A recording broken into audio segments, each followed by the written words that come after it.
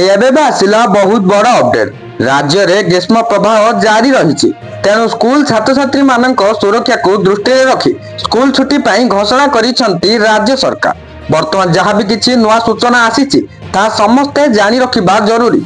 तेबे चलतु आउडेई न करी फटाफट अपडेट टी जानिबा हेले ताहा पूर्वरु वीडियोटा को लाइक करी चैनल को सब्सक्राइब करी घंटी चिन्ह को दबाई ऑल रे क्लिक करी रखिबा को जमार भी भूलंतु नहीं काहेकि ना जहाँ भी किसी नवा नवा अपडेट आसुची ए चैनल माध्यम रे सर्वप्रथम देखिया को पाई जिवे। चलतु आउडेई न करी संपूर्ण अपडेट ऊपर नजर पकेइबा।